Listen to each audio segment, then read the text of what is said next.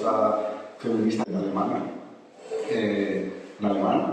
Porque en España podría haber, o sea, que parecía muy extraño, ¿no? Que si fuera en España donde apareciera mucha gente siguiendo un poco explorando estas tendencias o estas ideas y hablando de ellas, reflexionando y tal, y incluso viviéndolas, ¿no? haciéndolas carne, y explicaba un poco, bueno, pues era muy escueto, ¿no? Eran los párrafos, ¿no? Diciendo pues que se ha dado un proceso desde el final del franquismo, de la transición, etcétera, pues como un poco especial en Europa, ¿no? Porque todas estas movidas provienen sobre todo provienen concretamente de Suecia, año 2005, años donde un grupo de gente se inventa estas cosas, inicialmente lo llaman relaciones radicales, luego deciden cambiar el nombre a anarquía relacional,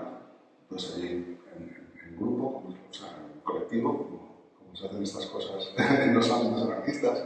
Y de hecho a mí nosotros, bueno, pues nos llega en el libro está explicado cómo nos llega un poco el concepto, todo lo que tiene que ver, o sea, con la propia idea y con el contexto, ¿no? Porque intento yo ahora poner aquí. Y llega de Suecia, aquí llega 2010, 2012, por ahí, claro, siempre con un poco de retraso. Yo en aquel momento hice la entrada de la Wikipedia, una cosa muy cortita, traduje lo que ellos llamaron el manifiesto de la anarquía nacional, lo que era el castellano y el catalán, no sé. No, el catalán fue la Wikipedia, el manifiesto sobre el castellano. Y nada, y entonces en el 2019-2018 la editorial esta, la Oveja Roja, me propone. Parece que también tiene una librería en Madrid y parece que había llegado gente preguntando por el concepto este, ¿no? El concepto que estaba pues, por ahí sobre todo estaba presente en los encuentros que hacíamos quienes estábamos reflexionando sobre otras formas de relacionarnos fuera del sistema hegemónico, este sistema que todos y todas conocemos, ¿no? Que se puede denominar sistema monógamo, sistema heteromonógamo parejocéntrico, como cada autor y cada autora de alguna manera, haciendo referencia a una característica del sistema, pero el sistema es toda la forma, o sea, es todo lo que el sistema con el que nos relacionamos, que es lo que vemos en las películas, en las novelas, en los libros, en todas partes, ¿no? Y en los círculos, en los eventos y tal, donde estábamos reflexionando sobre eso y planteando posibles alternativas, etc., es donde llegan estas palabras y estos conceptos se empiezan a mover, ¿no? Y por eso insisto al MLE o a Wikipedia, todo esto, ¿no? Entonces en la editorial les había preguntado en la librería si había libros, no había ninguno. En la editorial me conocen, me preguntan, y realmente yo la respuesta un poco que les di es que aunque yo conocía el término y lo manejábamos hacía tiempo, tampoco habíamos estudiado tanto o investigado tanto como para saber si era pues, una idea feliz de 4 gentes muy interesantes y todo, pero que no deja de ser pues, un colectivo pequeño, un grupo tal, o si realmente detrás había todo un pensamiento, digamos, consolidado y valioso de siglos, ¿no? que es el anarquismo. Si detrás había un pensamiento que valiera la pena dedicar una utilidad, aparte del trabajo, ¿no? Porque estaba, en fin, que yo soy profe en la universidad de cosas que no tienen nada que ver con todo esto, con lo cual, esto es, de hecho, a mí sigue dando mucha vergüenza con este cuando llega alguien preguntando por mí, o un congreso. Por ejemplo, ahora yo voy a Chile, me han invitado a Chile a un congreso que se llama Non-Monogamies and Contemporary Intimacies, que habla pues, de la intimidad contemporánea, ¿no? y de formas que no pertenecen al sistema monógamo de relacionarse. Y y claro, o sea, cuando veía allí los administrativos, las administrativas, el título del congreso, pues ahí me doy cuenta. Porque es un contexto en el que tú estás allí profesionalmente, muchos años, y bueno, pues en fin, quiero decir que yo decidí subirme a este carro un poco porque vi que realmente detrás había algo más que simplemente el deseo de alguien pues no sé, de poner un nombre, una nueva etiqueta, ¿no? Después de tantas como hay, ¿no? No sé, desde los años 60 se hablaba de amor libre, en los años 70 se hablaba de no sé qué, son etiquetas que al final no tienen detrás tampoco tanto. Pero no, esto era una cuestión, y ya entro en el contexto. Esto era una cuestión, yo así lo comprobé, o así me pareció, y por eso me metí en el ajo. Es una cuestión que provenía de ese pensamiento anarquista que se ha convertido en algo muy distinto a lo largo de 200 años, desde que, no sé, pues, Kropotkin, Bakunin, toda esta gente, Proudhon, todos estos teóricos del anarquismo del siglo XIX, entonces al siglo XXI, evidentemente, hoy si tuviéramos que definir el anarquismo como una imagen, pues sacaríamos el Occupy Wall Street o el 15M, que no es que eso defina el anarquismo actual, porque lo ve muchísima gente, pues, en la CNT, en el anarcosindicalismo, es decir, que hay muchas más cosas, pero si tuviéramos que convertir esto en poner un póster, ¿no? O algo así, seguramente sería un poco digamos, el imaginario que pudiera llevarnos a lo que ese pensamiento ha generado como resultado, como algo más palpable, ¿no? que hayamos visto por ahí, ¿no? que tengamos imaginario, que tengamos imágenes de eso. Entonces, ese pensamiento que básicamente pone en duda pues, los dogmas en general, de todo tipo, y la autoridad, en el peor sentido de la palabra, en el sentido de tener que obedecer lo que dicen ciertas élites, ¿no? El Estado, las religiones institucionalizadas, las élites económicas, etc. Ese pensamiento antiautoritario en el siglo XX se suma, la primera década del siglo XX, bueno, estamos en la tercera, en realidad, parece bastante bien. Se suma o se combina o si lo metes en una coctelera, porque al final las sociedades no dejan de ser como una especie de coctelera que todo lo que se puede mezclar se mezcla, porque somos tantos y tantas que al final lo probamos todo, ¿no? Alguien acaba probándolo todo, ¿no? Pues esa coctelera se junta, ese pensamiento, como digo, antiautoritario, anarquista, de lo colectivo, ¿no? Del apoyo mutuo también, es otra de las características básicas del apoyo mutuo, la soberanía personal, pero dentro de lo que es el reconocimiento de la interdependencia y del compromiso con las demás personas para apoyarnos y para horizontal, de manera que nadie digamos, tiene... o sea, si liderazgo más horizontal, más de apoyo mutuo, etc., pues toda esa insisto, pensamiento que se ha ido fraguando y convirtiendo en no solo pensamiento, sino movimiento durante 2 siglos, se suma, como digo, se combina con 2 elementos más, yo al menos identifico como mínimo 2 elementos más, que son la lucha, incluso 3, la lucha feminista, desde los años que surge, sobre todo a partir de la contracultura de los años 60. En los años 60 se produce un fenómeno contracultural, ¿no? Pues habréis oído hablar del mayo francés, de mayo 68, y de los hippies, de la cultura hippie, en Occidente, ¿no? Porque estamos hablando de Occidente nada más, pero bueno, es donde estamos, ¿verdad? Y se suma esa lucha feminista que proviene de esa contracultura, y que cristaliza, pues, o sea, realmente el movimiento fuerte que se mantiene es esa lucha, digamos, del feminismo que se mantiene y tiene unos resultados, digamos, con unas consecuencias evidentes, es decir, no estamos ahora en ese sentido, ni mucho menos en la misma posición, en el mismo, digamos, punto, mucho menos que en los años 70, cuando todo esto empieza a convertirse en una lucha colectiva. La lucha LGTBI, que también es muy similar, también empieza más o menos en la misma época y también tiene resultados muy palpables, tampoco estamos mucho menos en la misma posición, al mismo punto ahora mismo que en los años 70 en lo que respecta a los derechos de todas las personas, independientemente de su orientación, identidad, etc.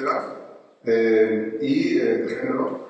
Y la última sería las teorías queer, que están muy relacionadas con la lucha LGTBI, pero que tienen una componente más teórica, que tienen que ver con sobre todo, heredan la idea que proviene de Marx, Nietzsche, Nietzsche y después Foucault y Judith Butler, que sería la que se considera,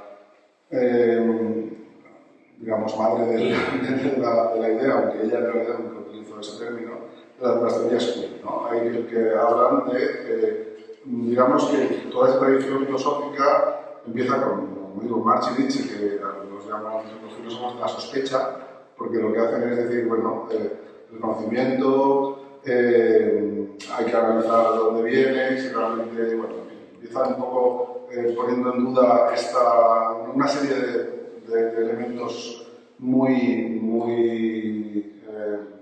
solidificados en la filosofía previa, muy poco fluidos en ese sentido, y todo esto es, pues eso, Foucault sobre todo, que es el filósofo del poder, ¿no? que analiza de dónde viene el poder, etc.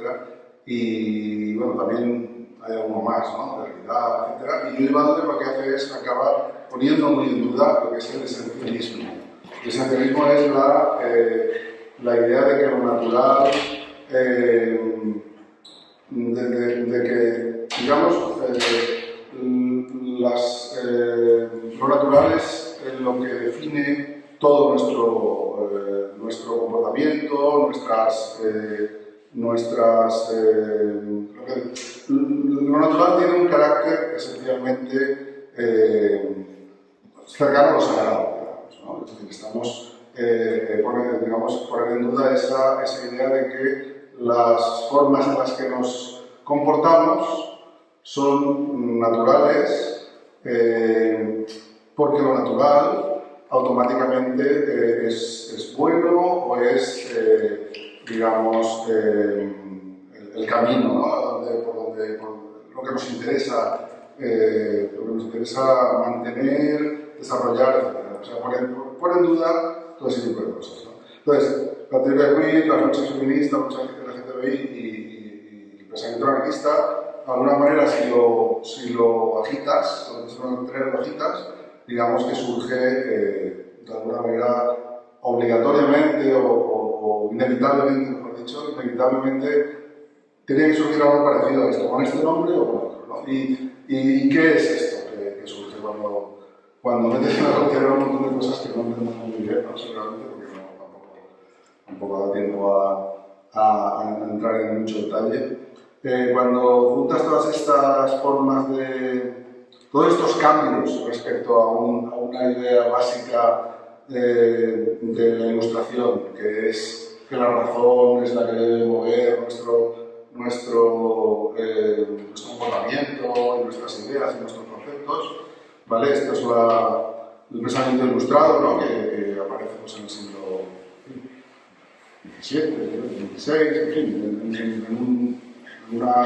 en un periodo histórico anterior. Pues cuando se junta todo esto aparecen estas ideas que básicamente lo que impugnan es pues el esencialismo en las relaciones. Es decir, la anarquía relacional evidentemente se fija, evidentemente por el nombre, es decir, no hay mucha duda que se va a fijar en cómo nos relacionamos, ¿vale? Y la parte de la anarquía,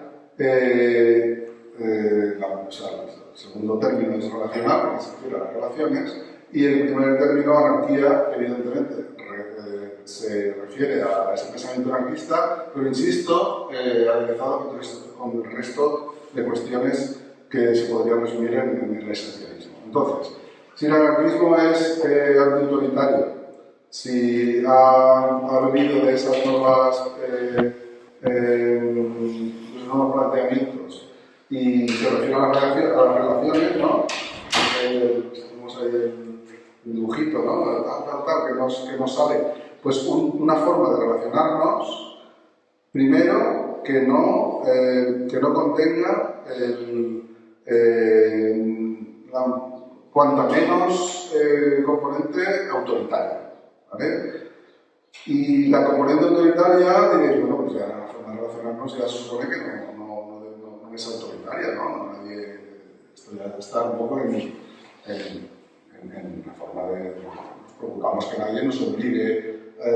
Esto pasaba hace muchos años, o puede pasar en otros países, en otras zonas del mundo, ¿no? Que te obligan a casarte con otra persona, o te obligan a comportarte de esta forma o de otra. Pero claro, dentro de todo este pensamiento que hablamos de antiesencialista, lo que te da, por ejemplo, el pensamiento de Foucault, lo que te dice es que realmente la autoridad que está funcionando no es una autoridad visible, ¿eh? De hecho, como he citado a Marx, Marx ya empezó a sospechar de algunas cosas cuando por ejemplo, cuando decía que la diferencia entre los esclavos de 200 años antes, o 300 años antes, o 1000 años antes de su presente, y los proletarios, que era la gente a la que estaba un poco estudiando, ¿no? La diferencia que había era que los proletarios no sabían que eran esclavos. Pero en realidad, cuando analizabas su vida, la vida de un proletario del siglo XIX, te dabas cuenta de que básicamente tenía exactamente los mismos caracteres que la vida de un esclavo de la antigua Roma, ¿no? Lo que pasa es que el esclavo sabía que era esclavo y el proletario creía que era libre, ¿no?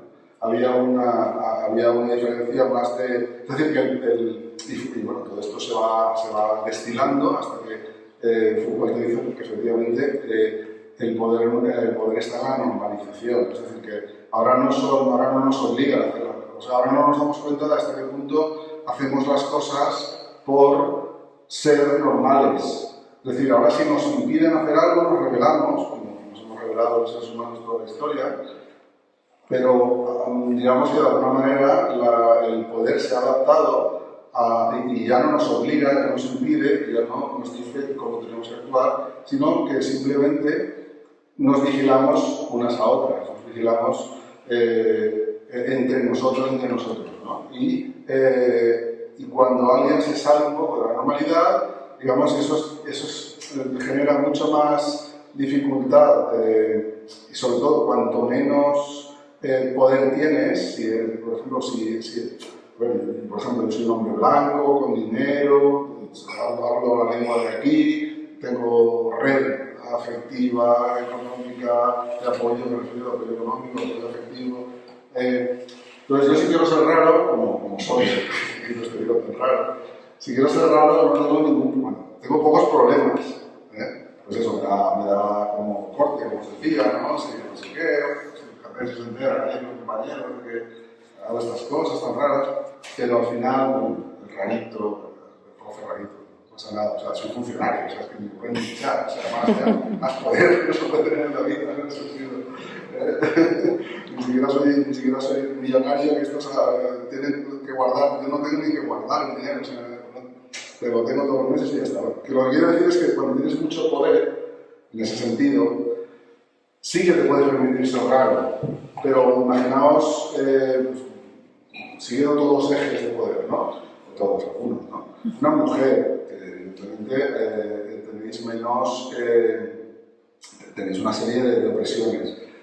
Si además que no sea blanca, que esté racializada, que no hable la lengua bien, ¿no? Que no tenga ningún tipo de red de apoyo, de soporte económico, o sea, una mujer inmigrante, una mujer migrante, que además, pues no sé, tenga alguna minusvalía, no sé, ya buscando todos los ejes de opresión, ¿no? Y añadiéndolos, esa mujer tiene que ser lo más normal posible, porque cualquier desviación de la normalidad, ahí se ve claramente de que la normalidad es, que la normalización es donde se juega, la autoridad hoy en día. Esa persona tiene la obligación de ser normal. O sea, cada elemento en el cual se salga de la normalidad, para ella va a ser muchísimo más. Es decir, si esa persona no pues, es homosexual, por ejemplo, pues va a tener muchísimos más problemas que si yo de repente digo que soy homosexual. A mí hoy en día no me pasa absolutamente nada, ¿vale? Si esa persona es, ¿qué diré yo? Pues tiene algún pensamiento fuera de la norma, va a ser fuertemente. Es decir, que el poder, digamos, estriba en esa normalización. Y eso es lo que aparece en esta idea de que nos comportamos, o sea, que la autoridad de las relaciones tiene que ver con ser normales. Es decir, pongo un ejemplo muy sencillo porque ya creo que estoy siendo un poco teórico, ¿no? Estoy planteando un poco, bueno, ahora la base yo creo que de repente vais a ver cómo encajan en comportamientos diarios. Es decir, digamos, si yo como hombre blanco, no sé qué, digo que tengo varias, o sea, que me relaciono sexoafectivamente con varias personas, la gente piensa que tengo de campeón, ¿no? Que tiene como varias novias, ¿no? Entre comillas. Nunca voy a hacer eso, porque no, pues de novias ni mucho menos, como el del reggaetón ¿no? Que se las lleva un VIP, ¿no? Pues no, esto se me suele pasar ahí, ¿no? Igual no suele pasar a los programas, sí. Y la otra pues son reggaetones, lo que quiero decir es que a mí se me juzga de una manera, sin embargo, a esta mujer que he planteado yo, si dice que se relaciona sexualmente con varios hombres, es juzgada de una forma muy diferente. Es como, pues, juzgada como una víctima. O sea, de ser juzgada como un campeón a ser juzgada como una víctima. Y está haciendo lo mismo. ¿Vale? Lo que pasa es que para ella la normalidad es absolutamente necesaria y para mí la normalidad, yo tengo el privilegio de... O sea, yo sufro menos el poder de la normalización, el poder de la obligación de seguir la norma que una persona con menos poder en todos estos ejes que se encuentran en esos puntos diferentes de esos ejes de opresión, ¿no? O sea, en los puntos más abajo en esos sectores. Entonces, por eso digo, en las relaciones, nosotros nos relacionamos de acuerdo al modelo hegemónico. Si eres, hoy en día, ya la orientación sexual está como está más normalizada, ya un poco más igual. Es decir, yo lo puedo relacionar con o sea, pues cuando tenéis esos 15, 20, 25 años, os podéis relacionar con una persona si eres una chica, pues con un chico, o si eres un chico con una chica, tal, y lo normal es que sigas una serie de planteamientos, ¿no? Esos planteamientos a nosotros no nos parecen que sean autoritarios. Y según el anarquismo clásico tampoco lo son, porque al final no han entrado todas esas ideas. El anarquismo del siglo XIX no han entrado todas estas ideas. Sí que hay un anarcofeminismo fuerte en aquel momento. Ahí está, pues, Emma Goldman, hay una serie de autoras muy potentes que hablan de que el matrimonio es una opresión por parte de los maridos de las mujeres, tal como se plantea en aquella época, las pintadas estas típicas de mi Dios, mi patrón, mi marido, ¿no? Todas estas cuestiones existen ya en aquella época, pero no se ha llegado a entender esta otra forma de poder, ¿no? Y entonces lo que plantea la guía relacional es, entre otras muchas cosas, por eso está en otro libro, entre otras muchas cosas, no dudar de esa normalidad, dudar y plantear las relaciones de acuerdo a compromisos personales y límites, porque esto es una cosa importante. Compromisos personales quiere decir que todo lo que se vaya planteando en una relación sea sea acordado por las partes, pero no acordado en el sentido de que vamos a llegar a un acuerdo, sino compromiso en el sentido de yo, a mí me apetece comprometerme a esto, los compromisos son más revisables, etc. Todo esto lo podéis, en fin, está escrito en el libro. Y límites también. Hay otra cosa que proviene de lo que estaba hablando del feminismo, del feminismo también proviene el tema de los sentimientos.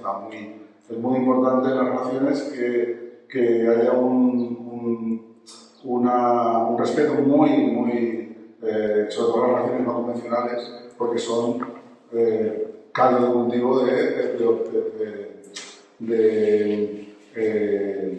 pues como no hay estructura, de repente alguien puede intentar aprovecharse de esa nueva estructura. Con lo cual, cosas como el consentimiento tienen que estar muy presentes, porque si no, acabas haciéndolo peor de lo que lo hacíamos. Es decir, cuando tú quitas una estructura, cuando quitas una serie de estereotipos, que son los que estamos acostumbrados a manejar cada día en las relaciones, cuando los quitas, puedes acabar creando una cosa que se llama la tiranía de la falta de estructura, que es que esas diferencias de poder que hay también entre las personas, cuando digo de poder, no solo me refiero a lo que he hablado ya, de las opresiones, sino que incluso en ambientes más horizontales, simplemente como que a alguien te guste a ti más, o sea, le gustes tú más de lo que te gusta esa otra persona a ti, en el sentido de que está más ilusionado, más ilusionada, ya tiene un poder sobre ti, ¿no? Entonces ese poder hay que ponerlo también en la ecuación, hay que ponerlo en el análisis y es forma parte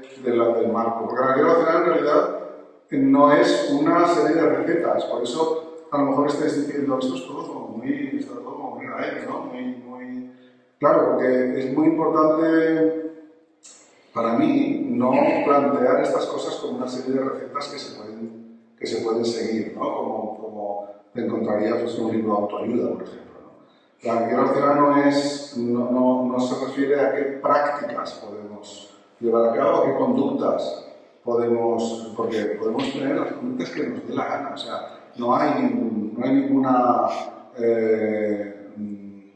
regla, porque no hay ninguna norma que te diga esto se puede hacer o no, porque si hubiera normas, pues, aparte que sería un oxímoron, o sea, sería una contradicción. Hablar de anarquismo y luego poner una serie de normas sería totalmente absurdo. Además, es que estaríamos pasando de una normatividad, que es la forma en la que nos relacionamos, de manera hegemónica, lo llamamos normatividad porque, bueno, no diré por qué, a otra normatividad que no tiene por qué ser mejor. Bueno, o sea, podrían ser, o sea, no se trata de pasar de una a otra, se trata de pasar de una normatividad, que es lo que tenemos, y que yo siempre pongo el ejemplo de una normatividad es como un contrato de adhesión. Un contrato de adhesión es lo que suscribes cuando compras un móvil.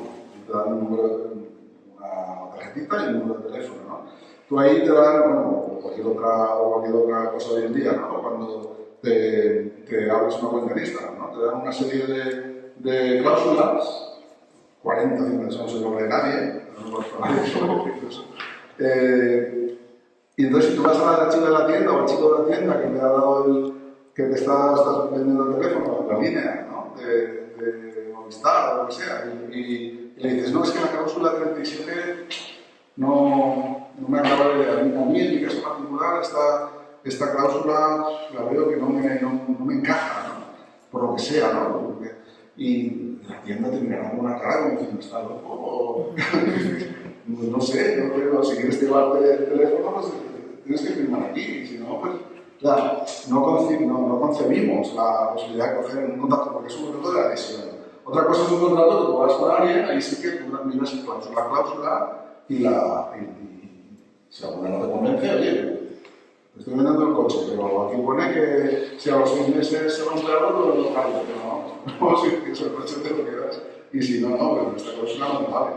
Eso sería un contrato mercantil, ¿cómo se llama? Un contrato de adhesión es un contrato en el que no puedes cambiar ninguna cláusula. No por nada, sino porque es que te van a mirar raro si lo planteas.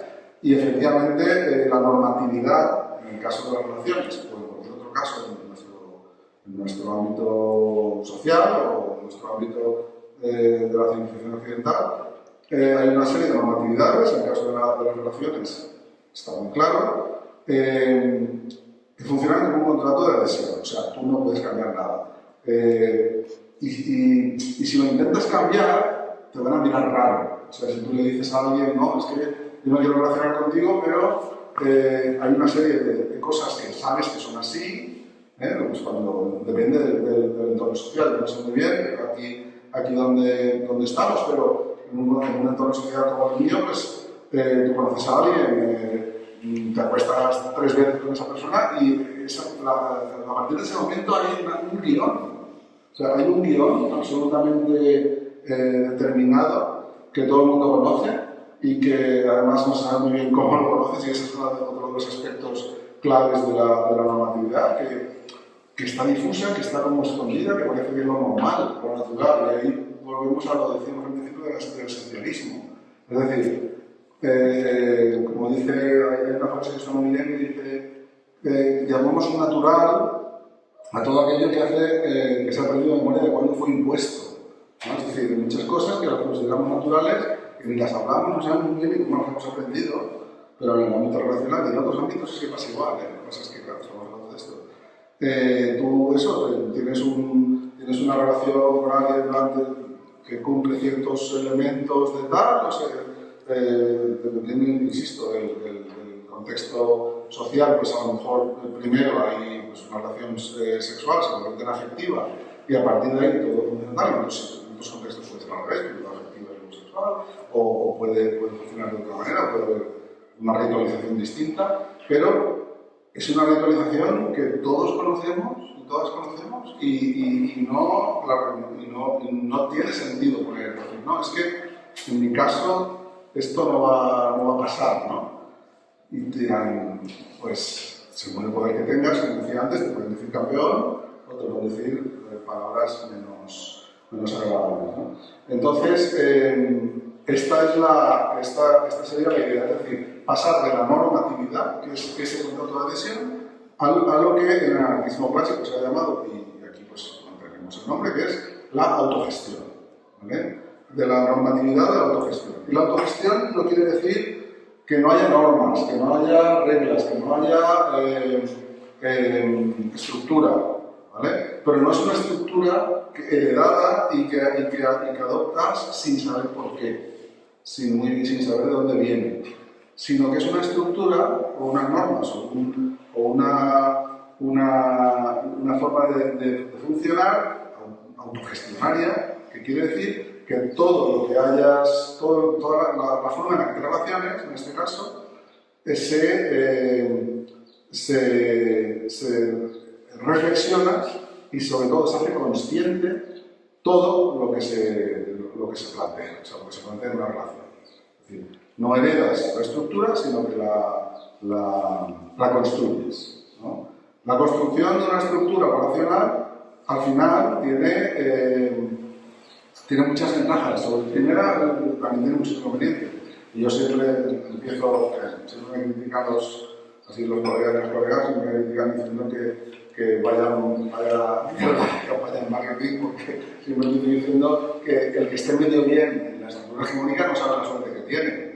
Es decir, que el que se encuentre cómodo o cómoda en la estructura, en la forma de relacionarnos normal, no sabe la suerte que tiene, porque esto es muy complicado. O sea, Por tanto, el primer elemento es que esto es muy complicado. O sea, montarte tu propio castillo de tal, aparte que se te va a caer 20 veces, porque no vas a saber construirlo, porque no hemos aprendido a hacerlo.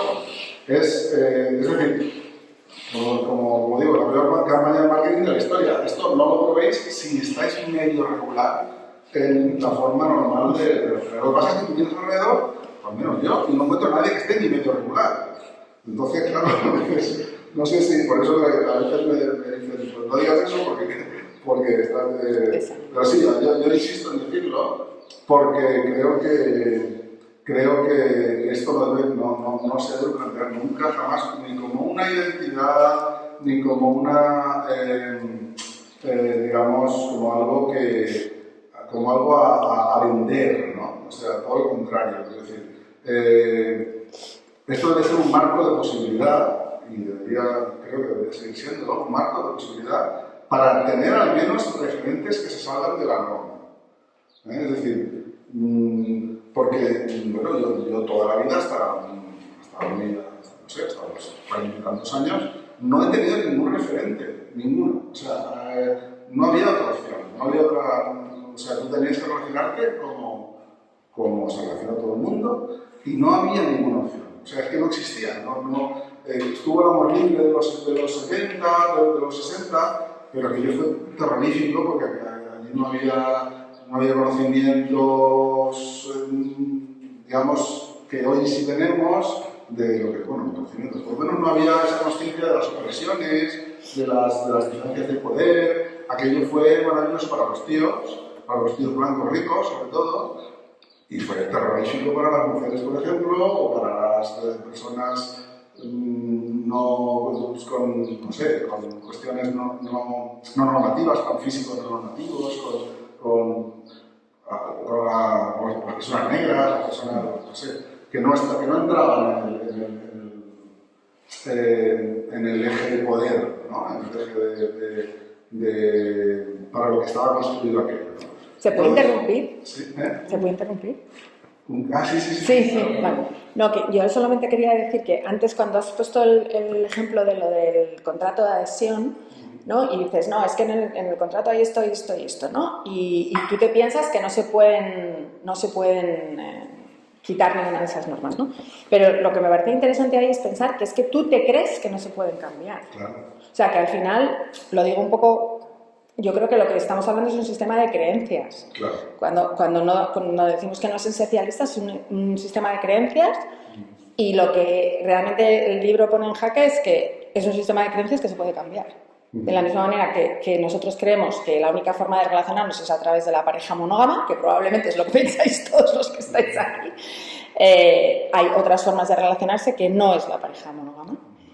Y que sea un sistema de creencias me parece que es muy importante subrayarlo. Claro. No, sí, y eso es lo que decíamos, también de que la autoridad radica precisamente ahí, es decir, en que no salirnos de ahí, según en qué lugar estés, puede ser más difícil, porque es que para los hombres blancos ricos nunca ha sido la pareja monógama un problema. Efectivamente.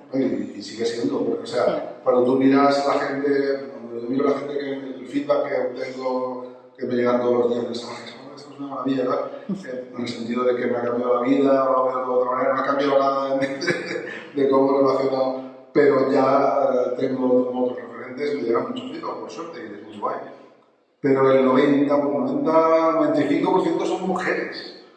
¿Por qué? Porque los hombres esto no lo necesitamos para nada. O sea, nosotros estas movidas para nosotros son un dolor de cabeza, son muy complicadas, tenemos una construcción cultural pues que nos hace muy complicado esto y además de muy complicado para todos, para nosotros y para nosotras. Pero a nosotros, aparte de muy complicado, nos hace falta. Nos hace falta porque siempre, hoy en día, la verdad es que ya no es como antes, pero antes era absolutamente trivial, pues se recurría a la infidelidad, se recurría a sé, al engaño, había mucha... Hoy en día, pues, digamos que sí que es verdad que la complejidad es otra, pero de alguna forma, pues no sé, hay una diferencia enorme en la cantidad de personas que se interesan por estos temas que se identifican como mujeres y que se identifican como hombres. Mucha diferencia. Y yo creo que es por eso, por esa cuestión. Pero vamos, sí, es un sistema, el sistema, porque eso es otro tema, el sistema es muy importante, y ya lo he dicho un poquitín antes, pero lo vuelvo a repetir. No, la arqueología racional no es un modelo de conducta, ni es un modelo es una lista o una serie de prácticas, ni es simplemente un modelo, un marco de posibilidad. Y lo que pone en duda no son las prácticas monógamas o las prácticas heterosexuales o las prácticas normativas de ningún tipo, ni poner en duda ningún tipo de estética, por supuesto, normativa, ni nada normativo. O sea, no pone en duda lo que hagamos cada persona. Lo que pone en duda es el sistema, es decir, la monogamia no son prácticas. Es decir, la monogamia no es que nos guste una persona solo. Eso son las prácticas monógamas. Y es muy normal que le pueda gustar a una persona sola, porque es lo que hemos visto toda la vida y tal, y porque además puede pasar. O sea, puede que encuentres una afinidad muy grande por alguien, y oye, y ya está, y fenomenal. Eso serían prácticas monógamas. El problema, o sea, lo que se pone en duda es el sistema monógamo, que se llama monógamo porque es el aspecto más... es la normatividad más fuerte, es la fuente de la normatividad más fuerte, pero podría llamarse sistema, pues no sé, podría llamarse sistema, cualquier otro rasgo de los que tiene el sistema podría ser el que se utilizara como para describirlo, ¿no? Romántico o sistema, ¿qué diría yo? De proximidad, porque nos solemos relacionar con la gente de proximidad, que tenemos una próxima, o sistema racial, porque nos solemos relacionar con la gente de nuestra raza, o sistema clasista, porque nos solemos relacionar con la gente de nuestra clase. Todo eso son características del sistema de relaciones que tenemos. Lo que pasa es que el aspecto que hace más aguas es la monogamia, porque tenemos una cantidad enorme de dramas relacionados con los celos, con la exclusividad, con tal. Tenemos un montón de dramas, un montón de infidelidades, o sea, infidelidades en el sentido de faltar a esa exclusividad a la que uno se compromete sin comprometerse, además, o sea, de forma automática, como decíamos antes, porque viene el contrato del móvil, ¿no? Te compras una novia o un novio, es como si te compras un móvil, viene con todo un contrato ya hecho. Y no digas, esta cláusula no me interesa porque te da un corte de la muerte, ¿no? Que decir, porque no, porque es así, ¿no? Porque funcionamos así. Entonces, y vuelvo a insistir, el sistema lo llamamos así porque es el rasgo que más el que sobrevuela más dramas y a más cuestiones y a más problemas, pero es el sistema el que se pone en duda. Y ni siquiera el sistema, se pone en duda que haya un sistema único, obligatorio y sin alternativas. ¿Vale? Eso es lo que se pone en duda. Y entonces, esa alternativa, ese marco alternativo de posibilidad se llama arqueo racional, porque se podría llamar de otra manera, pero tiene su sentido histórico por eso, porque se pone en duda esa autoridad del sistema, o sea, se pone en duda esa normatividad, que es esa fuente de autoridad que viene del contrato de adhesión. Es que el ejemplo es muy bueno porque lo tenemos todas, lo estamos todo el día con él. Entonces, se pone en duda eso y se plantea una serie de cuestiones que surgen de esa crítica a ese sistema. Y esas cuestiones son, digamos, las que es muy importante que cuando se hable de ese marco alternativo, se hable de esas cuestiones, porque si no podemos hacer lo peor de lo que estamos haciendo. Y esas cuestiones, ya abrimos un poco a preguntas y dudas, bueno, más que dudas, intervenciones, del tipo que queráis. Estas cuestiones que conviene siempre mantener, digamos, presentes cuando hablemos o cuando hablamos de un marco alternativo, deben de ser, como decía antes, la cultura del consentimiento, es decir, los límites, es decir, que tenemos que tener claro que pasamos de una normatividad a una autogestión, pero esa autogestión debe incluir de una forma muy estricta el respeto a unos límites, los límites personales. El anarquismo siempre ha hablado de... O sea, tú quieres decir que pasas de una normativa a otra normativa, o sea, todo es cuestión. Esa es la cuestión, que no es normativa si no se acepta entera. Sí, pero tú estás estableciendo unos límites. Sí, los límites son personales. No quiere decir que sea una norma. No, los límites no establece el modelo, los tiene que establecer cada persona. O sea, el respeto a esos límites. Es decir, la forma en la que tú te relacionas con otras personas, con una red de personas, tiene que incluir que, digamos, una serie de límites que cada persona te va a imponer, pero solo sobre su cuerpo, su realidad y su...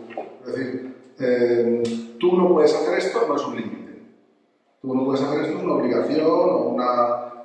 o sea, el límite es, tú no me puedes tocar a mí la oreja derecha, ¿vale? Tú no puedes, no sé, cualquier cosa que se refiera a tu cuerpo o a tu realidad, eso sería el límite.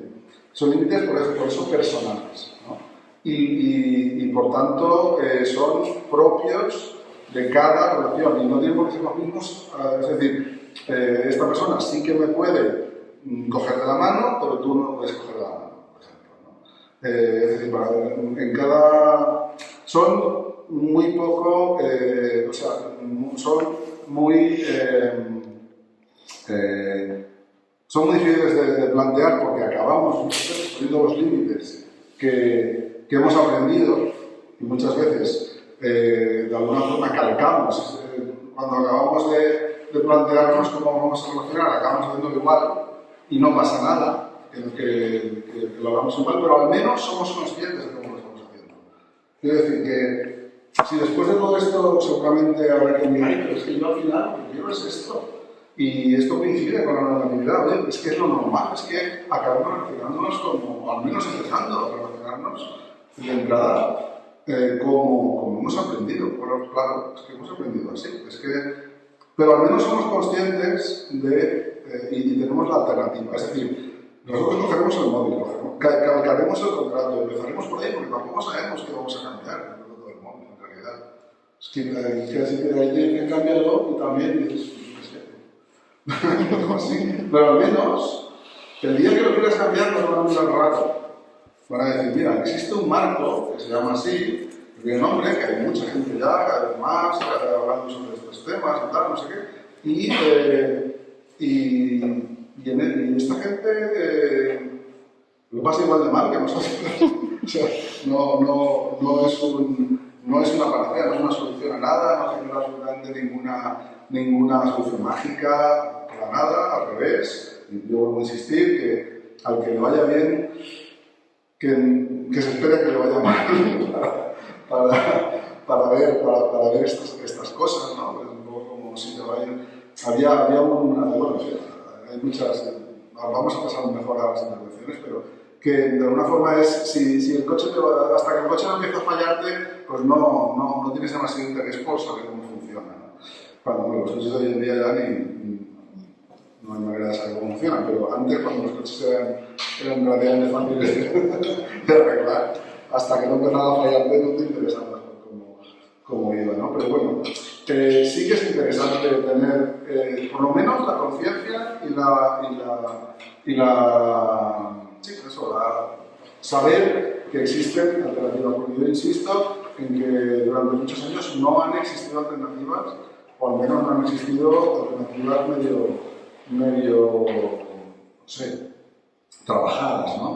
Con un poco de sensibilidad además, porque es muy importante que estamos hablando de relaciones y por tanto los límites, que es lo que decíamos, los compromisos, que es lo que tú te comprometes a hacer en una relación con alguien, ¿no? Que tiene que surgir de un planteamiento relacional, no pueden ser, digamos, obligaciones que procedan de otra persona, sino que tienen que ser compromisos, lo que llamamos siempre el compromiso, pues, como el compromiso político, o el compromiso social, etc. Es decir, yo a ti te voy a cuidar en este sentido, en estos sentidos, porque yo creo que es lo que mis ideas, mis principios y tal me llevan a proponerte, ¿no? Y entonces yo te voy a cuidar de esta manera y de esta manera, ¿no? Y tú cuídame de acuerdo a como tú sientas que me quieres cuidar, ¿no? Y mis límites son estos, y dime cuáles son los tuyos, y yo los respetaré 100%, ¿no? Es decir, ese es el esquema práctico, ¿no? Y no hay ninguna de estas cosas, ninguna tiene ya de entrada contenido. O sea, ¿cómo te voy a cuidar a ti? Según mi compromiso personal. ¿Qué límites te voy a poner? Según mis necesidades personales. Y cómo se va a articular todo eso no está en ninguna parte de no encontraréis, por ejemplo, alguna cosita, pues ahí no, porque algunas vivencias de tal, pero no encontraréis ninguna, ni creo que se debería plantear, ningún ejemplo concreto de cómo en todo caso, pues lo que hacemos las personas nos cuidamos de unas formas muy concretas, porque son las necesidades que tenemos materiales, ¿no? De cuidar a una persona que está enferma, o de cuidar a una persona que está triste, o evidentemente, esas son cosas como muy básicas, ¿no? Pero fuera de eso no hay nada en particular que se plantee como elemento. Yo creo que sí que hay uno. O sea, has hablado de la autogestión, ¿no? Has hablado del apoyo mutuo, pero para mí sí que hay un elemento que es muy claro, que es la ausencia de jerarquía. O sea, como en las relaciones tradicionales o la estructura así como tradicional, me imagino que todos visualizáis que hay una pirámide y que está en la punta de la pirámide. ¿El qué? No, pero en cuanto a las relaciones está la pareja, ¿no? O sea, parece que la pareja está como arriba, luego normalmente está la familia o más o menos está al mismo nivel, que son los vínculos cosanguíneos, y luego ya por debajo están los amigos, o están los vecinos, o están, ¿no? Y entonces una de las cosas que propone la anarquía relacional, que viene del anarquismo clásico, es reflexionar sobre esa jerarquía y deshacerla. Es decir, la pareja no tiene que ser como el centro o la parte de arriba de esa pirámide. O sea, como que, a ver, he dicho así un poco a lo bestia para que lo entendáis, que al final acabas considerando a un amigo al mismo nivel que a tu pareja.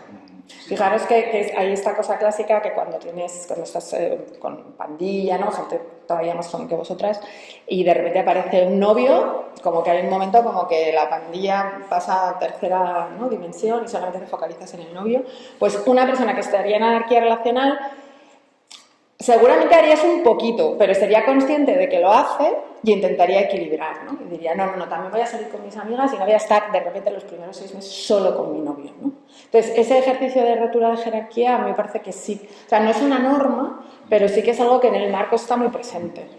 Sí, es que en realidad eso lo hacemos porque lo marca la norma. Lo marca la norma, si no, no tendríamos por qué hacerlo. Claro. Sí que es verdad que te pueden de repente, o sea, claro, eso son conductas concretas, ¿no? Sí, es que ese ejemplo de la jerarquía creo que es claro, sobre todo porque la jerarquía es también el centro del anarquismo. Claro. Sí, porque la normatividad nos lleva a que la forma en la que nos relacionamos es esa en concreto. Entonces, efectivamente, la autoridad o la jerarquía es un elemento que surge de esa normatividad, de ese sistema que nos han creado. Entonces, el ejemplo ese está muy bien, es decir, tú tienes una serie de personas que te están cuidando, que estás cuidando tú. Además, en la amistad es verdad que no tenemos tantas, no aparece como escrito en las nubes tantas cosas, hay menos. O sea, la montamos más nosotros. La amistad más autogestiva. Es más autogestiva porque al sistema no le hace falta para sostenerse y para perpetuarse, no le hace falta poner tantos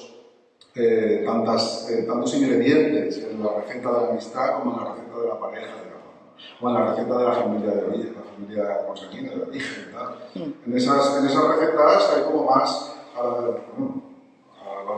los padres hay que respetarlos por segundos. Si te pegan, pues a lo mejor hay que respetarlos. Por suerte, imagino que aquí sí que nos estaremos respetando a nuestros padres con gusto, pero en algún caso no, es decir, por ahí. Entonces, lo que quiero decir es que hay recetas muy fuertes en algunos ámbitos, y en la amistad tenemos esa suerte de que tenemos un referente bastante bueno, porque es bastante autogestivo. O sea, tú, si un día dices, mira, yo con esta amiga me encanta ir al cine, y con este otro amigo, con estos dos amigos me encanta ir, no sé, a festivales de música, ¿no? Y no pasa nada. Y cuando tienes un amigo y aparece otro amigo, no te mueres de celos porque aparece otro amigo. Claro. No, al revés, los amigos de tus amigos son tus amigos. ¿No? Sí, los celos. Claro, es que es absurdo tener. O sea, a ver, hay veces que hay celos en la amistad, pero como línea general no pasa nada, y normalmente los amigos de tus amigos te caen bien, ¿no?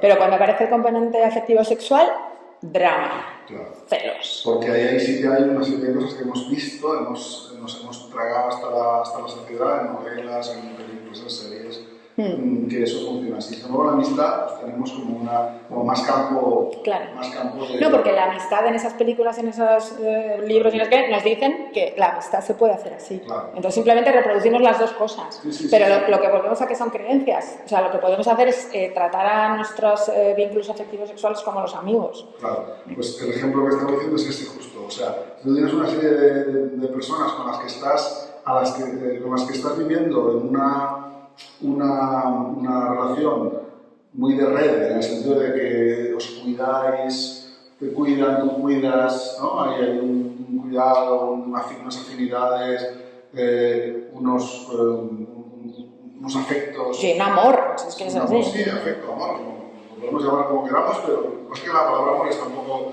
en su mochila, podemos hablar luego de las mochilas, pero, y si de repente aparece una persona, o sea, tú estás en esa realidad, ¿no? De repente aparece una persona con la que encaja con esa otra categoría, que es la categoría de pareja, básicamente porque tenés una relación sexual, porque afecto ya tienes con el resto. De repente aparece una persona nueva con la que tienes, vamos, en un mes, esto puede pasar en un mes, empiezas a tener una relación sexoafectiva, ¿vale? Y de repente aparece, y ahí viene de la jerarquía, aparece un vector potentísimo de autoridad de esa persona respecto a ti. A partir de ese momento, cuando alguien te propone lo que lleváis haciendo años o tiempo, le tienes que preguntar a esa persona si puedes hacerlo o no. Esto es muy heavy, no nos damos cuenta, porque pertenece al ámbito de la norma. Y estamos... Y dices, ¿y por qué? Porque esa persona, pues simplemente por el hecho de que hay una relación física, porque realmente lo demás es lo mismo. O sea, esa persona normalmente está cuidando mucho y tú a ella, ¿vale? Pero es que ya tenía otras personas con las que había esa relación de cuidados. O sea, lo nuevo es que esa persona nueva contigo tiene otro elemento, y como ese elemento en la norma. De la pirámide, ¿no? Pues sí, tiene asociada la autoridad como tal, como rasgo. De repente, si dibujáramos el paisaje de la autoridad, ahí habría como una especie de montaña, de pedestal, que ha aparecido de repente por una razón. A eso se le llama alosexismo, al hecho de a la tendencia que tenemos a convertir las relaciones sexuales en un elemento que garantiza más valor, o sea, da más valor a la relación con una persona. Es decir, si tienes relación con varias personas y con una de ellas tienes relación sexual, automáticamente eso le da valor en el sistema hegemónico, le da valor por el mero hecho de que hay esa atracción. De que hay esa sexualidad. Y eso al final, si lo analizas así un poco como marciano, dices, entonces este modelo está poniendo como en el centro de todo el sexo, que precisamente luego cuando hablamos decimos que no, como es la moda, pero en realidad estamos poniendo como muy en el centro, ¿no? Estamos sacralizando también. Sí, ahí podemos poner un ejemplo de que si en vez del sexo, por ejemplo, fuese jugar al ajedrez, y de repente las personas con las que juegues al ajedrez los pones en el tope de la jerarquía, ¿no? Ahora nos parece ridículo completamente, pero en cambio lo hacemos totalmente con el sexo, ¿no? Entonces este ejemplo es bueno para darnos cuenta de que no tiene ningún sentido. A lo ajedrecismo. A lo ajedrecismo. Pues eso es. Hay muchísimos ingredientes, ¿no? María nos ha sacado un par que son súper prácticos y tal. Pero hay muchos más, pero este es muy importante. Es muy importante, sí. La matronormatividad también es muy importante, es otro rasgo muy parecido. Cuando una relación la revistes o la lees, socialmente se lee como romántica, automáticamente también tiene una serie de privilegios, una serie de jerarquías, ¿no? Hay una serie, por ejemplo, un elemento claro, un elemento importante es que el libro es no son ideas mías, yo lo que hago es recogerlas, ¿no? Y una de las aportaciones, entre las aportaciones más interesantes de todo este cóctel que os he dicho al principio, muchas de las aportaciones más importantes vienen de unos colectivos que se llaman las personas arománticas y asexuales. Las personas, en Estados Unidos hay como un colectivo muy potente de personas que se denominan aros y aces, que son aromantics y asexuals.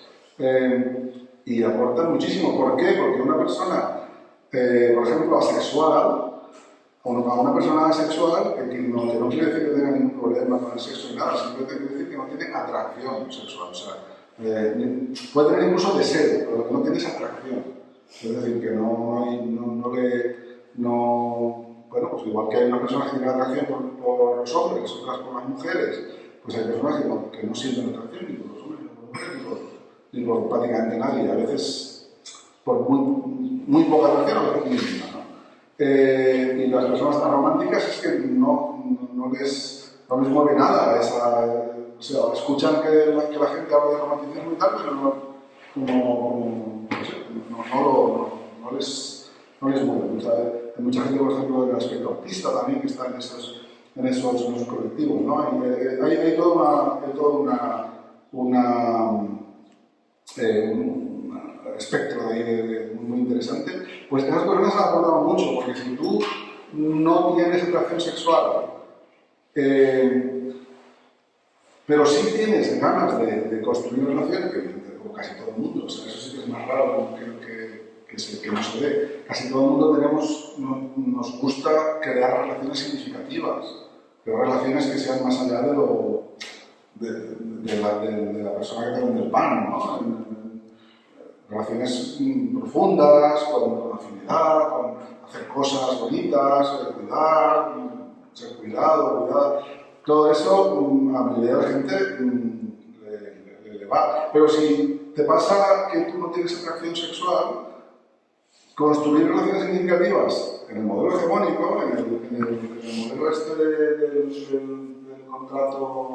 del contrato de adhesión, te obliga o a tener relaciones sexuales sin ganas, sin atracción, o a condenar a otra persona a no tener relaciones sexuales.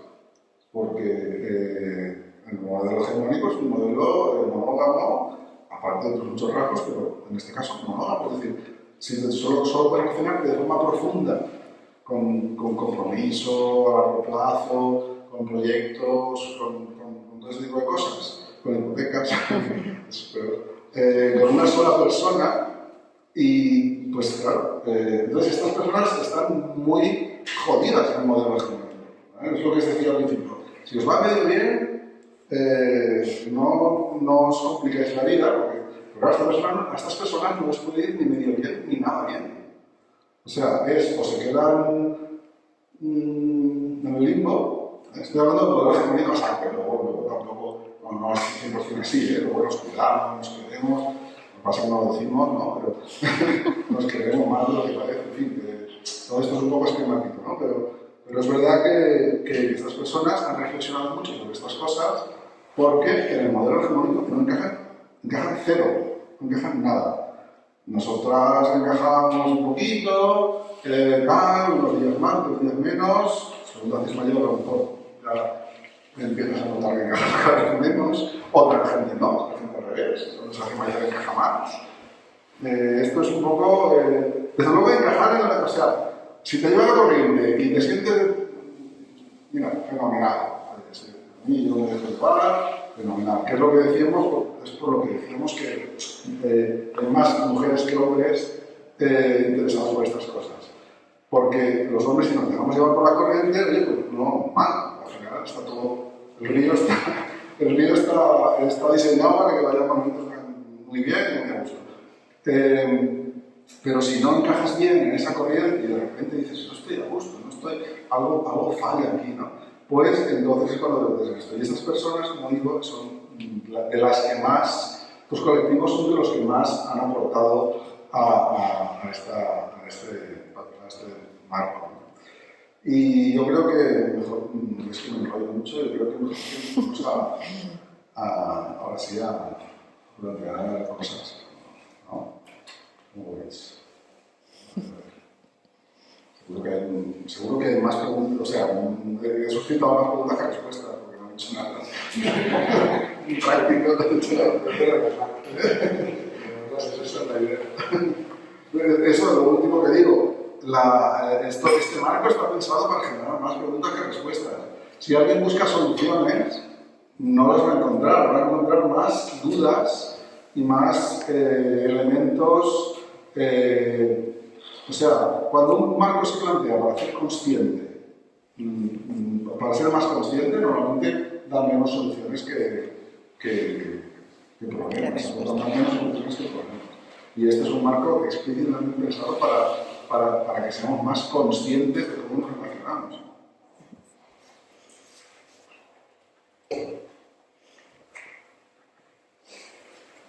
A ver, ¿qué es eso?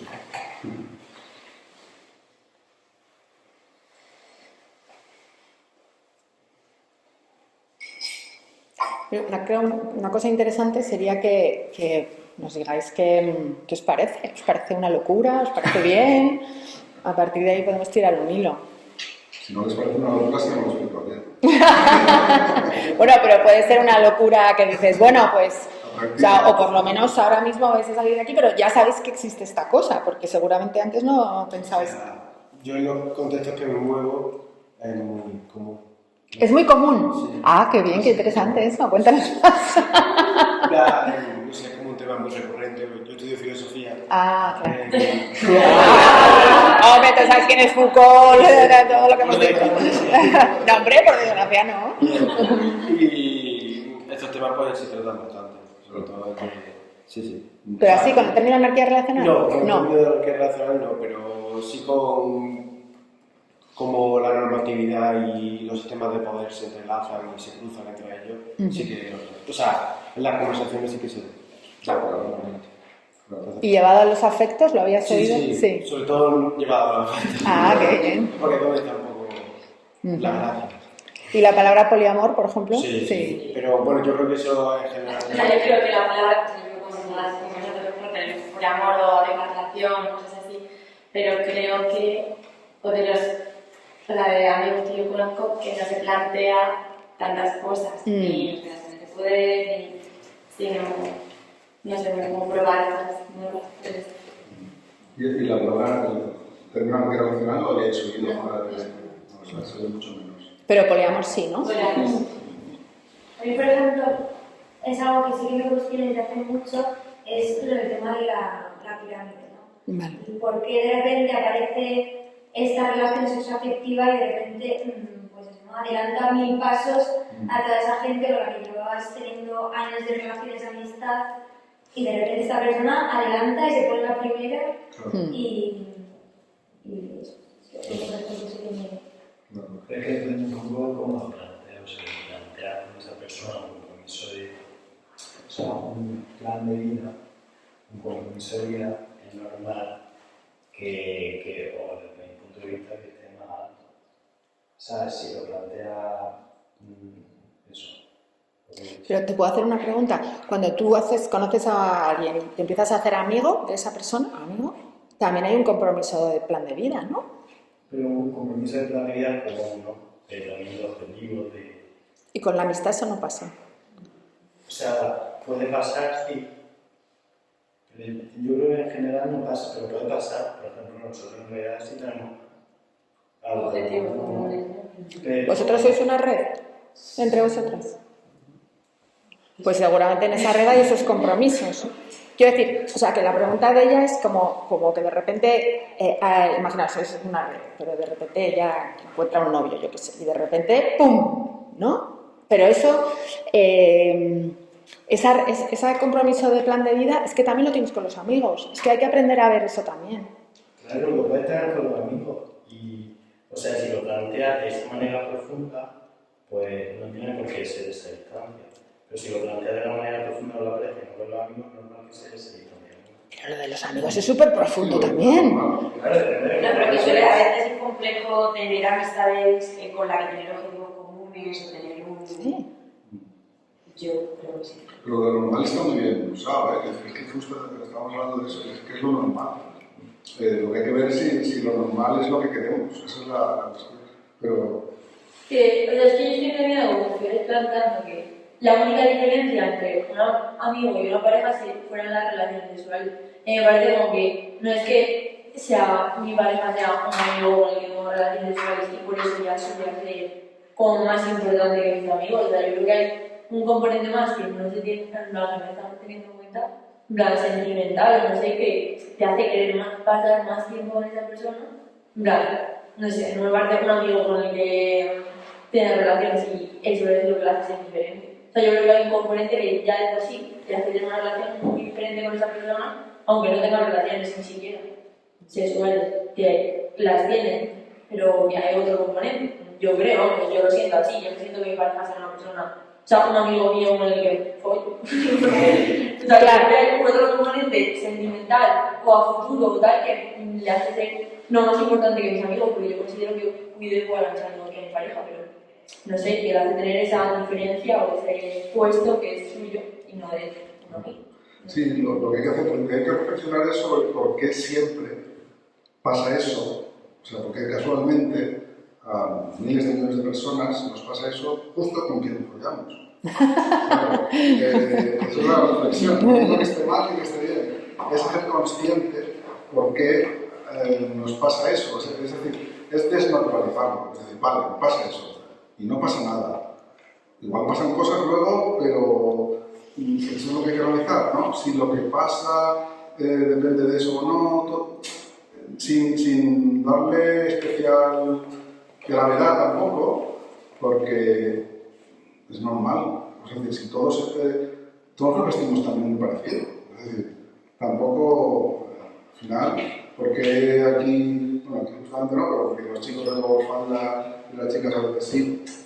Pues quiero decir que no se trata de romperlo todo, ni siquiera de romper nada, pero sí de ser conscientes de que a lo mejor no es la única opción.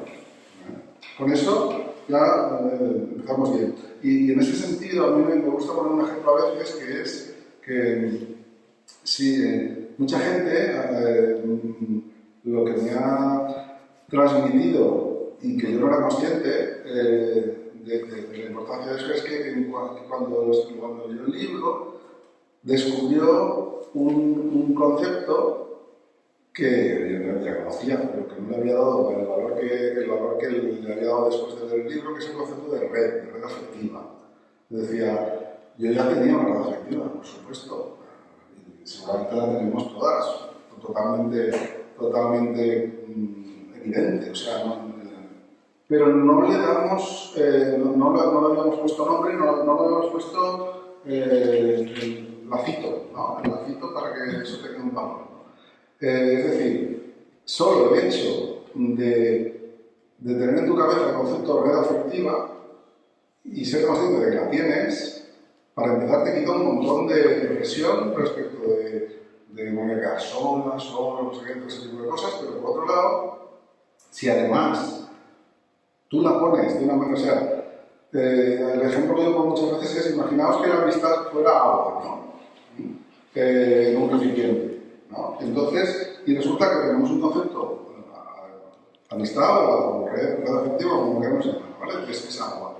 Tenemos un concepto adicional que es el de pareja, ¿no? El de relación. En cada sitio se llama de una manera, en cada contexto social, puedes llamarlo desde churri, novia, o compañera, o hace años se llamamos compañero, compañera. Ahora se llama más bien relación. Vínculo, ¿no? Vínculo, estamos cambiando ahí las palabras, en inglés partner, en fin, partner in crime, ¿no? Pero da igual como lo vemos, pero sí que hay un concepto, y ese concepto funciona un poco como el aceite, siempre está por encima del otro, ¿no? Y no hay nada malo en que pongamos por encima, porque evidentemente si tú tienes unos sentimientos como más fuertes, evidentemente, porque hay gente que te genera unos sentimientos más fuertes. Eso es lógico, si es que eso no se pone en duda, y además que eso te genere como unas expectativas, unas proyecciones a futuro, todo eso es absolutamente normal, y decir que eso no... Invalidar eso sería un error enorme, o sea, eso no se trata de eso para nada. Pero sí entender, a lo mejor, que eso culturalmente funciona como el aceite, siempre está por encima, lo vemos que tiene que estar por encima, ¿vale? Entonces, esto sería un poco, estos marcos alternativos sería un poco como convertir todo eso en una emulsión, es decir, darle vueltas y decir, vale, sí, de acuerdo, pero no vamos a rebajar para nada esa capa de aceite, para nada, no la queremos rebajar, pero sí que queremos que deje espacio para que la otra suba. Entonces, que el agua pueda llegar hasta arriba también. Es decir, mi red afectiva puede consistir en una persona que me genera muchísimo más... a lo mejor con esa persona, a lo mejor, yo qué sé, ir a bailar no me va porque no me gusta bailar, pero el resto de cosas sí. O con esa persona ir al cine es un rollo que me gustan las películas de robots, yo qué sé, y a mí me gustan más de otra cosa. Pero realmente hablando de las cosas que me gustan hacer, en fin, que todo eso no invalidarlo, pero sí de alguna forma evitar que esté ahí como arriba, impidiendo que lo que llamamos amistad, relación afectiva, vínculos, como lo que vamos a llamar, esa otra cosa que mola hacer consciente que existe, que tiene nombre, que es, vamos a llamarlo red, pueda llegar a tu red. O sea, no se vea siempre limitada porque tiene que haber un hueco para la pareja, ¿vale? Es decir, si la pareja está ahí, si mola, no sabes lo que es maravilloso. Luego también ves a tu alrededor mucho drama de gente que de repente pues, el amor se acaba, cambia, y eso genera problemáticas. Pero son problemáticas que aquí no se abordan, porque no es una cuestión, no soy psicólogo ni nada. Esas son cosas que van a seguir pasando y que pasan aquí es peor. Porque encima tienes varias personas en tu red y unas que se enfadan con otras. Bueno, estos también, o sea, los dramas, esto no es una forma de mejorar en ese sentido. De mejorar en el sentido de que no va a haber drama, ya no va a haber duelos, ya no va a haber abandonos, ya no va a haber gente que no cumpla lo que ha dicho que va a hacer. Eso va a seguir existiendo exactamente igual. Lo único que en tu forma de funcionar estás intentando que no tener ese tope y que tu red, tus amistades, como te llaman, puedan llegar a acuerdo. O sea, que es una forma de dejar hueco para que otra cosa que es diferente de la que nos han enseñado que es la pareja pueda llegar tan arriba como la pareja, entre comillas, ¿no? Y luego con muchas cosas que van añadidas, porque por ejemplo otra de las cosas que nos cuentan todas las pelis y tal, es que encima esa pareja tiene que durar para siempre. Que eso espero que ya no os lo creáis. Porque es muy difícil, ¿no? O sea, eso está muy unido también a que antes había mucha menos, ¿no?, esperanza de vida y unas condiciones de vida muy distintas, pero ahora mismo que vamos a vivir casi 100 años, ¿creéis que es realmente posible tener la misma pareja en calidad de pareja toda la vida? Yo creo que sí. ¿Tú crees que sí? ¿Lo puedes desarrollar? No, pues el ejemplo de familia, por ejemplo, que he tenido siempre, pues he visto que sí es posible. Claro, pero hay otros ejemplos, ¿no? Sí, sí, no digo que no los haya, pero que haya otros ejemplos, pero sí que creo que sí que existe y que lo hay. Claro, el tema es que puede existir y haberlo, pero como creencia general, ¿no? Es decir, es... Yo creo que sobre todo lo deseamos también, ¿no? ¿Pero por qué lo deseamos? Porque cuando estás, o sea, igual que si tienes una amiga, También quieres que sea para tienes una siempre. relación de amistad súper chula, pues quieres que dure toda la vida, ¿no? Ujú. Entonces, creo que es más también un deseo de, pues, quieres que esa red pues, dure, ¿no? O sea, obviamente tenemos las expectativas de que tiene Claro. que durar toda la vida, pero yo lo veo más como un deseo de que tengo este vínculo con esta persona, sea de una manera u de otra, y como me gusta el vínculo, pues quiero cuidarlo y deseo que dure. Pero que dure, o sea, puede durar diferentes etapas, quiero decir. Que también tenemos que ser conscientes de que todos cambiamos, de que en la evolución de la vida esa persona no va a ser la misma, ¿no? Entonces, incluso con los amigos también nos pasa eso, ¿no? Es que a lo mejor lo que no dura es ese contrato de adhesión. Exacto. De hecho, de aquí 5 años Vodafone te va a decir Que hay que cambiarlo. Claro. Yo sí soy partidario. Yo, el tema de la duración en el tiempo, creo que tampoco hay que sacralizarlo. Tampoco tenemos que pensar que todo el mundo tiene que tenerlo eso como referente único. Pero yo, por ejemplo, sí que personalmente a mí me gusta que no me gusta pensar que las relaciones tienen un final, o sea, tienen necesariamente. Y de hecho, si lo planteas en los términos de una guerra nacional, es que ni siquiera tiene un sentido, ni siquiera tiene sentido que haya final. ¿Final de qué? O sea, si deja de haber una categoría absolutamente estanca para la pareja, que distingue y que jerarquiza y que separa respecto al resto de tus vínculos. Si con cada vínculo tienes una serie de... que seguramente con alguno a lo mejor tienes una cosa que se parece muchísimo a lo que se llama pareja en el modelo hegemónico, ¿no? Y con el resto a lo mejor no.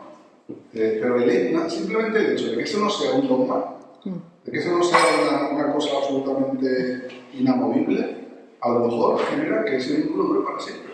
Porque es que cuando a ti te cierran una casa y cierran todas las puertas y todas las ventanas, bueno, antes está pasando con la reja. O sea, tú quieres salir por encima de todo. Y a lo mejor estás en esa misma casa, con las ventanas y las puertas abiertas, y dices, pues vamos, que estoy aquí donde voy yo, cuando lo que hace. A lo mejor no sales.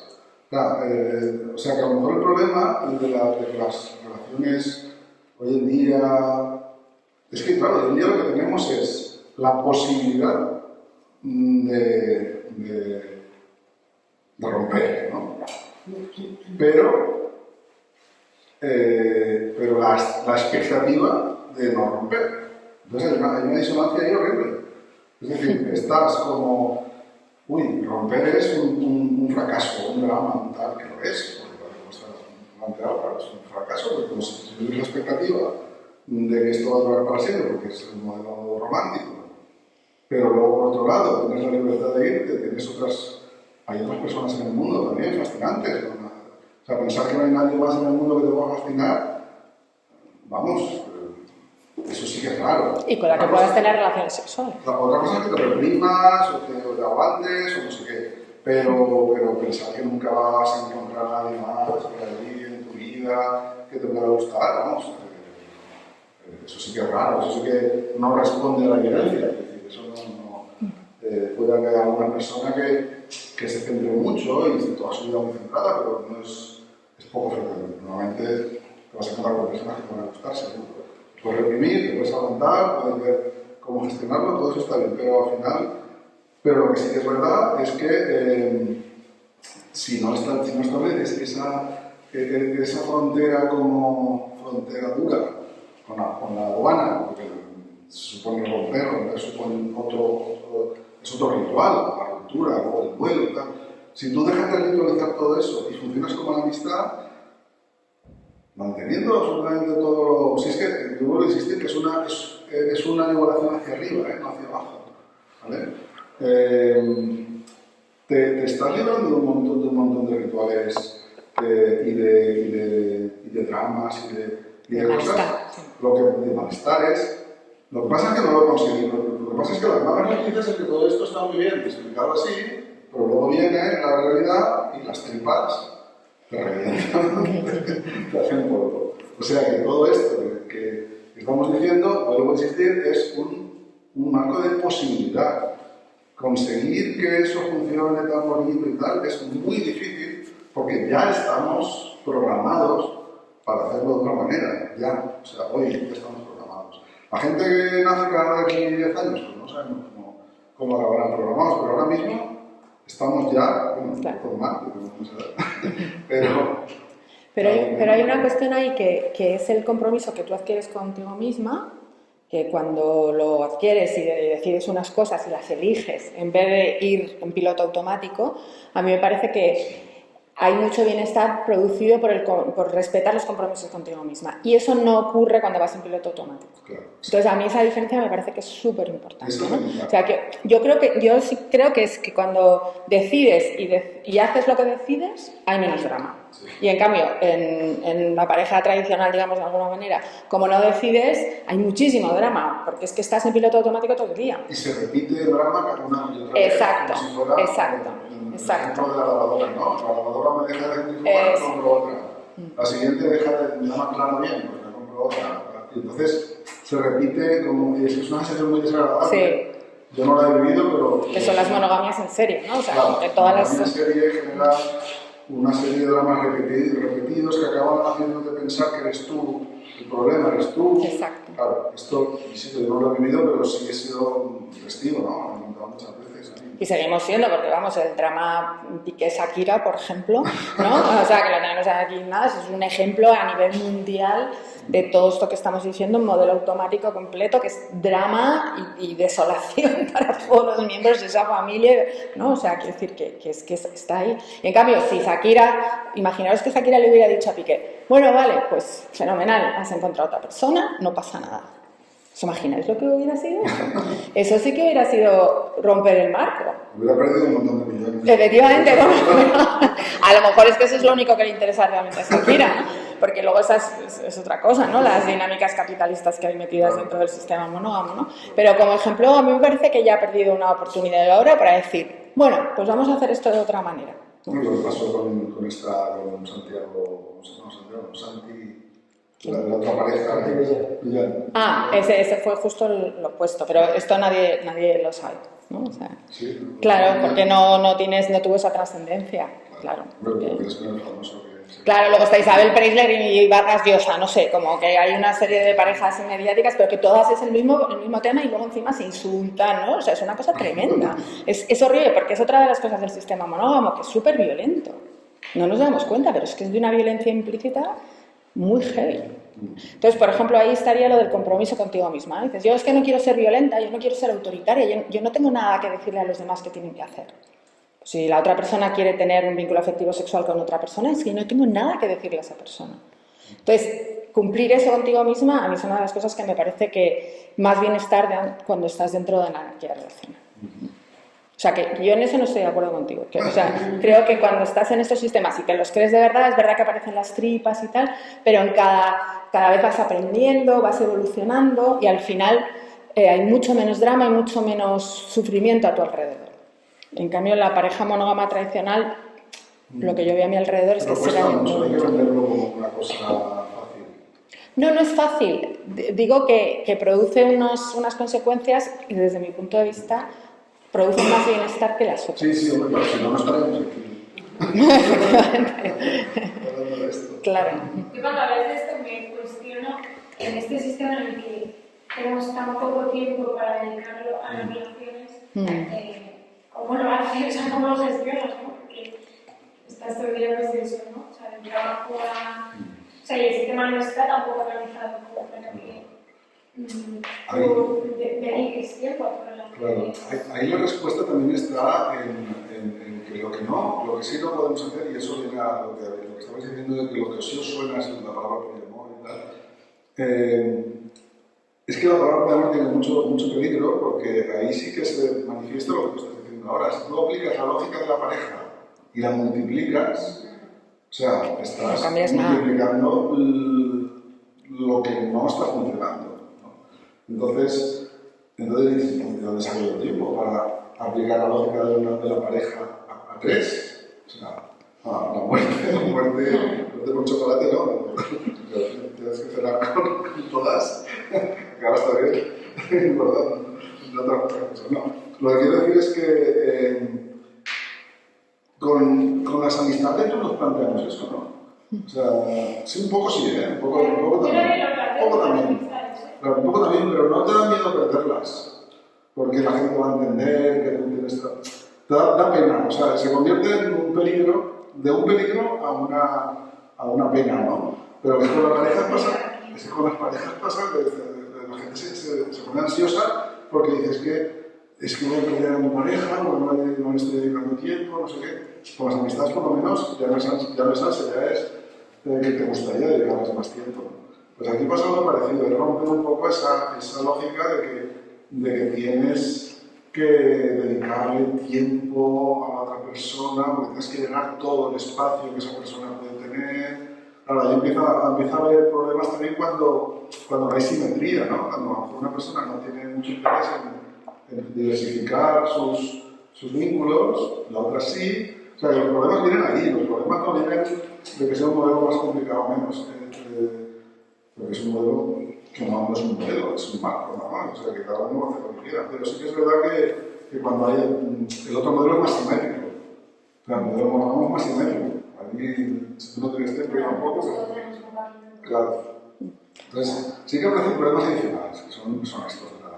Pero es que este tema del tiempo es muy interesante porque está este concepto, no sé si lo habéis oído, igual tú sí en filosofía, que es el de las cronopolíticas. O sea, ahora mismo es que lo de no tener tiempo es un problema que ya no solo es de los afectos, es como muy loco, ¿no? Entonces, al final, cuando hablamos de estos compromisos políticos contigo misma, bueno, pues tú de repente puedes decidir que le quieres dedicar más tiempo a los afectos y a tus amigos que al trabajo. Y decir, pues voy a equilibrar eso. Pero claro, para hacer eso, ¿qué tienes que hacer? Ser consciente y luego tomar la decisión y hacerlo. Pero yo creo que se puede hacer perfectamente. Ahora, si dices, es que es muy difícil, y resulta que te empiezas a cronometrar y es que le dedicas 12 horas al día al trabajo. Es que el trabajo en este ámbito, en este marco, el trabajo es otro vínculo. Claro. Entonces, al ser otro vínculo... el principal. No, y sobre todo es que no tienes que dejarle tampoco autoridad. Claro. O sea, si realmente tú el vínculo al que estás dándole la autoridad, que estás subiendo al pedestal, es el del trabajo, o es el de tu tesis doctoral, o es el de tu madre, o el de tu hijo, o el de tu vínculo X, lo puedes meter en el mismo saco y decir, bueno, pues soy consciente de que estoy dándole privilegios a ese vínculo. Pero quiero hacer eso, a mí me parece interesante. Sí, o sea, ya habrá gente que no se pueda permitir hacerlo. Efectivamente. Claro. Pero ya no es... Pero hay muchos que si sí. es un compromiso personal, pues tú no lo planteas desde el compromiso personal y eso es fenomenal. Pero lo que no tienes que dejar es que alguien te obligue. O sea, la autoridad va de otra persona a ti. El compromiso va de ti a otra persona. Eso es. O sea, una cosa es que yo vea que mi abuela necesita que yo esté con ella, entonces yo me comprometo a ayudarla. Y eso afecta al resto de vínculos, desde luego. Pero es un compromiso, y yo lo decido. Y otra cosa es que mi abuela me diga, pues, o estás aquí o no eres heredo. Es decir, cuando hay una imposición, ¿vale? Cuando hay una imposición es diferente. Entonces sí que es verdad que eso ya no entraría en este marco. Cuando tú aceptas una autoridad, o sea, cuando se produce una autoridad de una persona o un vínculo no humano, o un trabajo, o lo que sea, sobre el resto de tus vínculos, eso es una autoridad. Eso es lo único que ahí sí que hay un límite, como decías tú antes, que sí que hay un punto de normatividad. O sea, algo tiene que haber, porque si no sería totalmente vacío. O sea, si no prohíbe nada, ni favorece nada, ni dice nada, pues no quiero nada. Así que hay un elemento que es que si existe autoridad, si tú estás permitiendo, si yo de repente ahora conozco, como decía la compañera, alguien que me pone muy visceralmente, pienso que esta persona es no sé qué, pero yo no le permito que condicione al resto de mis vínculos, todo bien, todo bien en el sentido, todo bien, me han dicho, encajaría en este marco. Si yo a esa persona, con toda la... le permito que a mí me diga lo que puedo o no puedo hacer con el resto de mis vínculos, entonces sería otro marco, no sería un marco de reacción racional, sino un marco diferente, ¿no? Donde sí se acepta la posibilidad de que unos vínculos tengan autoridad sobre mí o sobre otros. O sea, eso sí que sería un roadblock, un límite,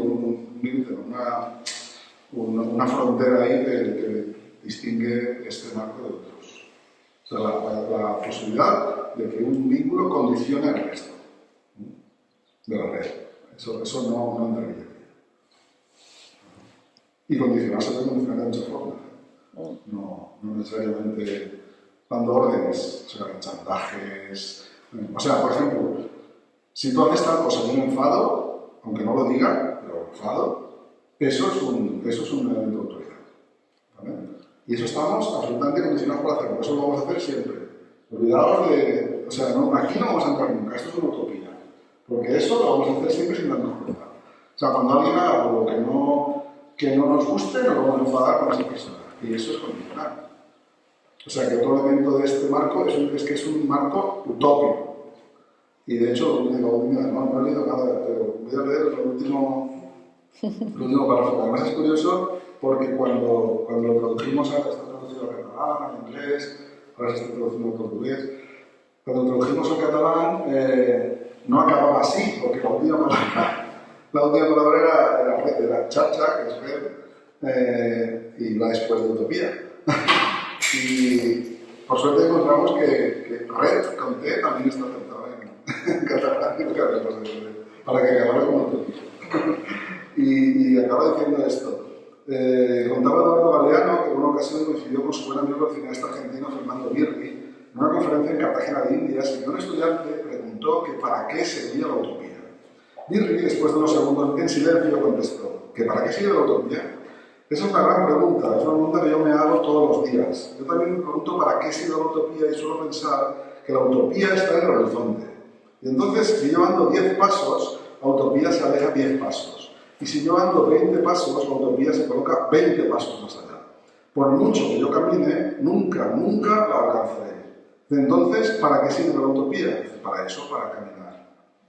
Es decir, olvidémonos de conseguir un funcionamiento sin autoridad. Lo vamos a estar aplicando de una manera u otra. Sin jerarquía. Sin jerarquía, y sin privilegios, y sin poder, y sin opresiones. Todo eso, o sea, olvidémonos de alguna vez dejar de ser racistas, olvidémonos de alguna vez dejar de ser machistas, A los sexistas. a los sexistas, a los normativos en general. Lo vamos a hacer siempre. Pero yo, por lo menos, me contento un poquitín pensando que al menos, incluso a lo mejor aunque no me aleje, por lo menos no voy a estar tomando, como mucha gente le ha pasado por la edad, que cada vez, en lugar de alejarse, en lugar de irse hacia la utopía, se acercan a lo malo, digamos, a lo que yo no quiero ser, a lo que no quiero ir. Por lo menos tener un marco de referencia que me permita ir hacia donde quiero ir y no ir hacia donde... Porque hay otra cosa que pasa siempre, es que si dejamos las cosas fluir, si dejamos que las cosas vayan solas, siempre van a favor de los poderosos y siempre van en contra y siempre van a favor de la autoridad y siempre van a favor de que unas personas opriman a otras y de que unas personas condicionen a otras y que tengan autoridad sobre otras. Cuando no hacemos nada, el orden natural, entre comillas, de las cosas es a favor siempre a favor de caja, ¿no? Como dicen, a favor de la banca siempre gana.